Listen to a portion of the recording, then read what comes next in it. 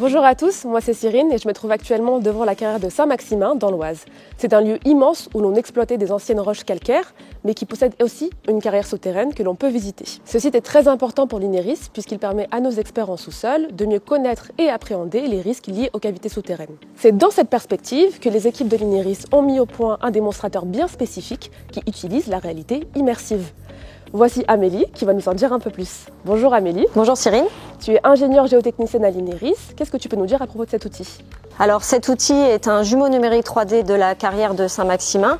Il nous permet d'accéder virtuellement à l'intégralité de la carrière et même dans les endroits qui sont interdits au public.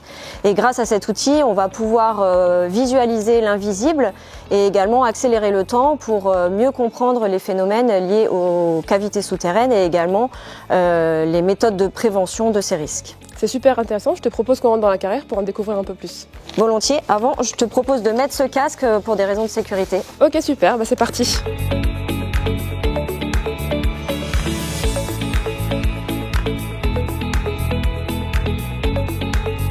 Alors Amélie, on est où ici ? Alors ici, on est dans la plateforme expérimentale et pédagogique de l'INERIS. Donc cette plateforme, elle a 3 vocations. La première, le côté expérimental. La deuxième vocation, c'est les tests de matériel en conditions réelles. Et enfin, le troisième, c'est le parcours pédagogique pour pouvoir expliquer au public et notamment au public professionnel ce que c'est qu'une cavité et les risques qui sont associés et comment on peut prévenir ces risques. L'ensemble de ces risques sont reproduits sur le jumeau numérique et notamment en temps accéléré pour pouvoir visualiser les différents risques et voir à quoi on peut aboutir en fonction de l'évolution des différents scénarios. Et je te propose de nous rendre dans la salle de réalité virtuelle. Suis-moi.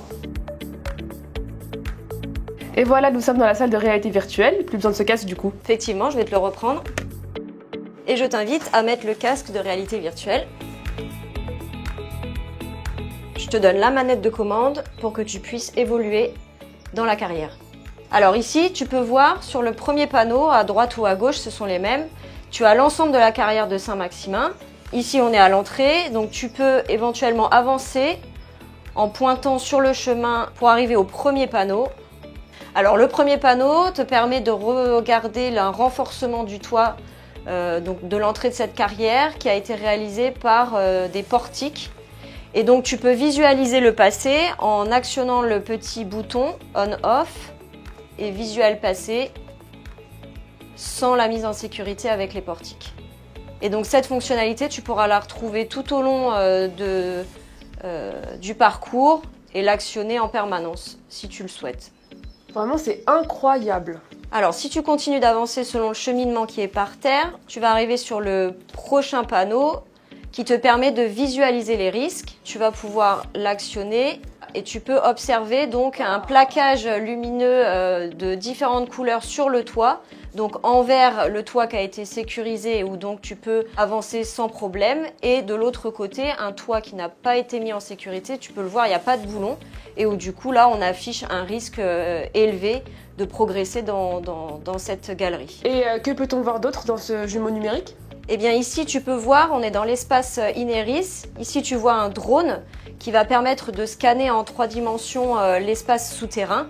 Et donc généralement, cet outil est utilisé dans les espaces soit confinés, soit dangereux et nous permet d'acquérir un plan 3D qui va pouvoir permettre par exemple de créer ce jumeau numérique. Ah oui, et donc c'est comme ça que tout le site a été modélisé ?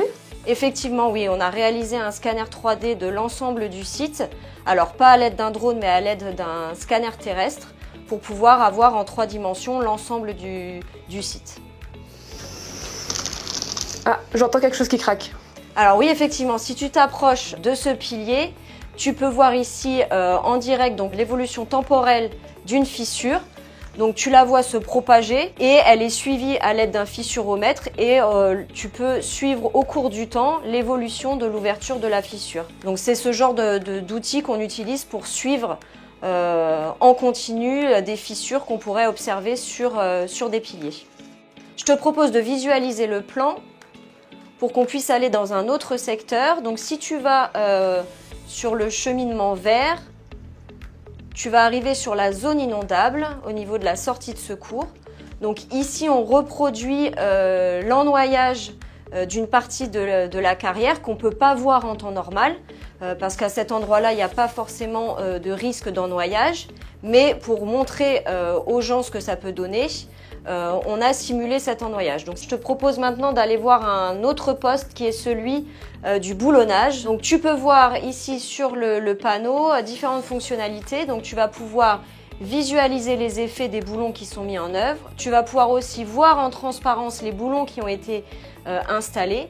Et il y a également une fonctionnalité qui te permet de voir l'impact des boulons en fonction de la longueur et en fonction de l'espacement que tu vas choisir.